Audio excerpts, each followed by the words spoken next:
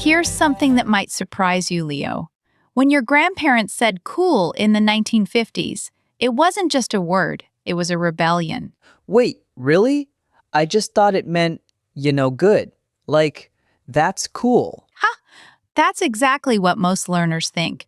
But here's the thing, American slang is like a time machine. Every decade has its own word for awesome, and using the wrong one at the wrong time, it's like wearing bell bottoms to a job interview in 2024. Oh no, I've definitely done that with words. I remember once I told my American friend his new car was groovy, and he just stared at me. I bet he did. Groovy is not wrong exactly. It's just from another planet, a planet called 1970. That's actually perfect, because that's exactly what I'm confused about. Like, I know these words exist. Cool, groovy, rad, lit, slay. But when do I use which one? I don't want to sound like I'm from a different century every time I open my mouth. And that, Leo, is why today's episode exists. This is a Speak Like a Native Culture Decoded episode.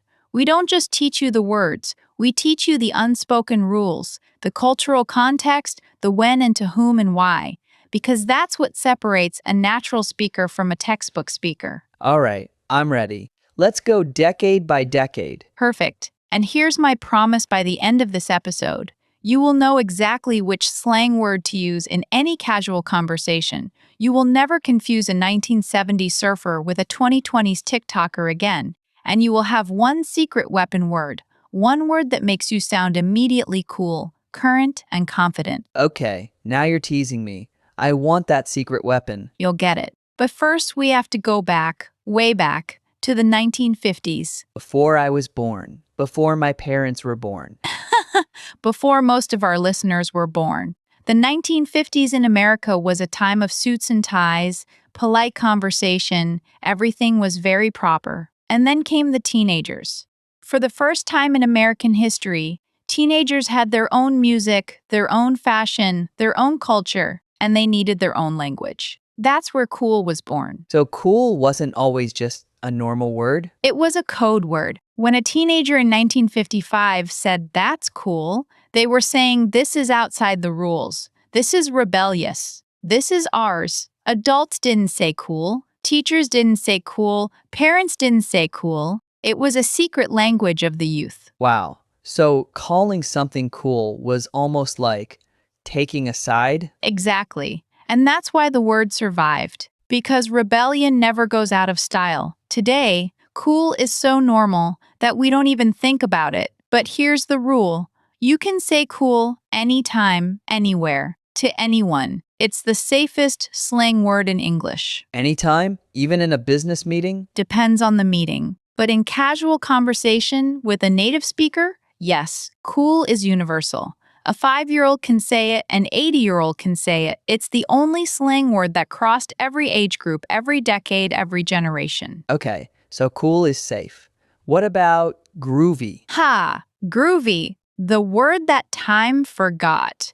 Groovy was the 1970s. Think peace signs, bell bottoms, disco music, and a lot of people who may or may not have been wearing flowers in their hair. So it's like the hippie word? Exactly. Groovy was cool for cool people in the 70s. But here's the thing. If you say groovy today, here's what people think. Let me guess. They think you're either a time traveler or a dad trying to be funny. Bingo. Groovy today is what we call nostalgic slang. You only use it when you're being ironic or when you're making a joke about the 70s. You never use it seriously. If you say, "This pizza is groovy" to a native speaker under 40, they will probably laugh at you. Not with you, at you. Correct. And that's a mistake I see a lot of learners from Asian countries make. In some languages, older slang words stay in the language for a long time. But in American English, slang ages fast. Groovy had its moment. That moment was 50 years ago. Okay, so rule number 1. Cool is safe.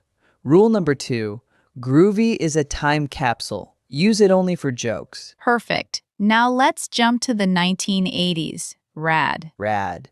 I've heard this in movies. Like, that's so rad, dude. Yes, And if you said that in 1985, you would fit right in.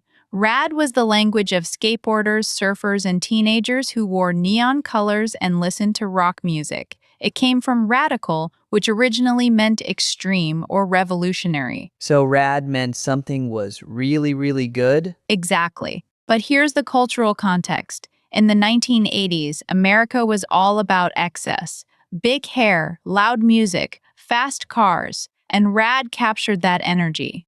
It wasn't just good, it was extreme. It was over the top. Imagine a skateboarder doing a flip in the air. That's rad. Okay.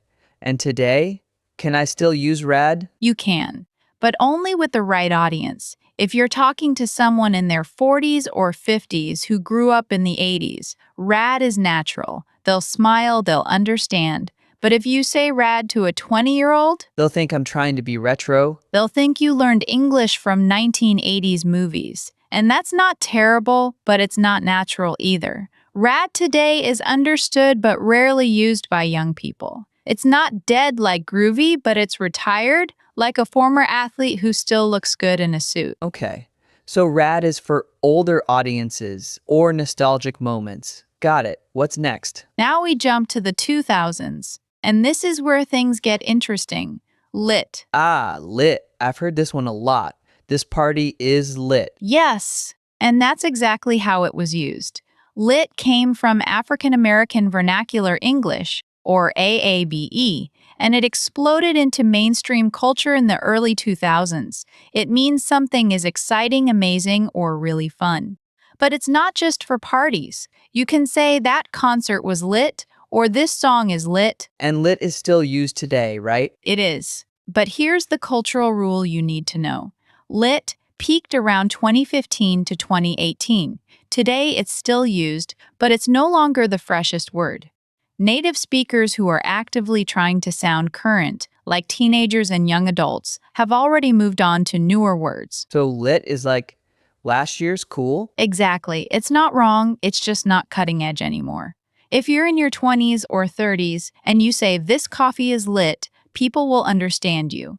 But you might sound like you learned slang from a 2016 BuzzFeed article. Okay. So I should use lit, but I should know that it's a little late to the party? Perfect way to put it. And now, Leo, we arrive at the present, the 2020s, and the word that is dominating right now, The secret weapon? the secret weapon, slay. Slay. I've seen this on social media. She slayed that outfit. You absolutely slayed that presentation. Yes. But let's get into the culture. Slay comes from drag culture and ballroom culture, specifically from the African American and LGBTQ communities. It means to do something so well that you destroy it. In a good way. If you slay something, you didn't just do it, you owned it. You crushed it. You left no competition. So it's like the ultimate compliment? It is. And right now, in 2024, slay is everywhere. YouTubers use it, celebrities use it, your younger coworkers use it. It's the most current slang word for awesome in American English. But is there a rule? Because I feel like there's always a rule. There is. And this is the part that surprises most learners. Slay is used most naturally for actions, not objects. You can slay a performance, you can slay a look, you can slay a job interview, but you wouldn't say, "This pizza is slay." It sounds strange because slay is a verb, not an adjective. So not this pizza is slay, but the chef slayed that pizza. Yes, exactly. And let me give you a real-world example. Imagine your friend gives a speech at a wedding. Everyone applauds. You lean over and say to your friend, "You slayed that." That's natural. That's current. That's perfect. Okay, I love that. Now let me try to put it all together. So if I'm at a party and the music is good, I say this music is lit, or the DJ is slaying it? You can say both. Lit for the music itself, slaying it for the DJ's performance. But if you want to sound truly current, use slaying it. That's the word of the moment. All right, but what about the older words?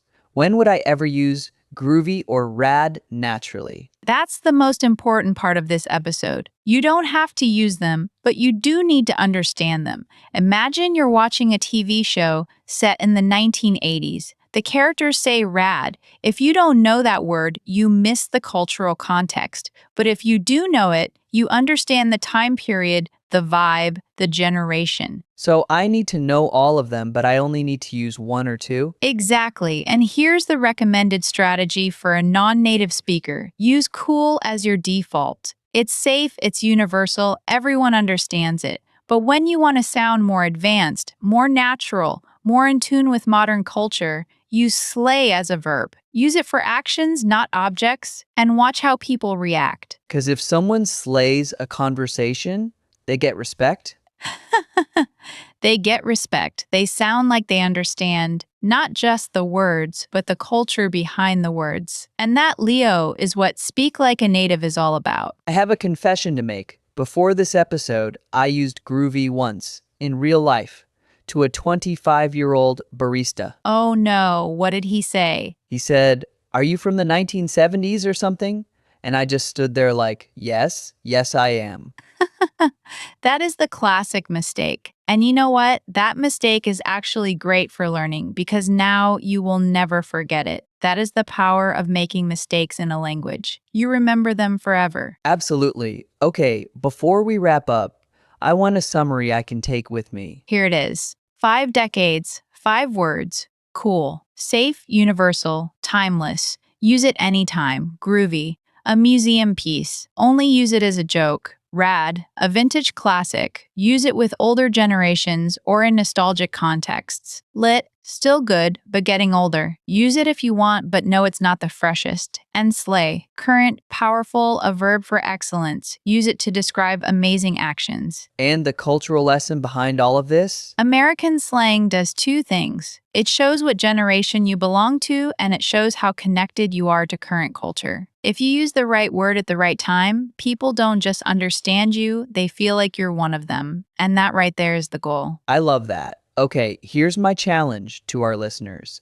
Today, use slay once in a sentence for an action and come back and tell us how it went in the comments. And if you mess it up, tell us that too, because mistakes are how we learn. And honestly, a funny mistake makes a better story. All right, Maya, I think I'm ready to slay my next conversation. You already are, Leo. You already are. That's the episode. If you enjoyed this Culture Decoded lesson, subscribe to Speak Like a Native. We release new episodes every day. Vocabulary, culture, real conversations. And if you want to sound more natural, more confident, and less like a textbook, this is the place for you. See you next time, everyone. Keep learning, keep slaying, and don't forget, cool never goes out of style. Bye!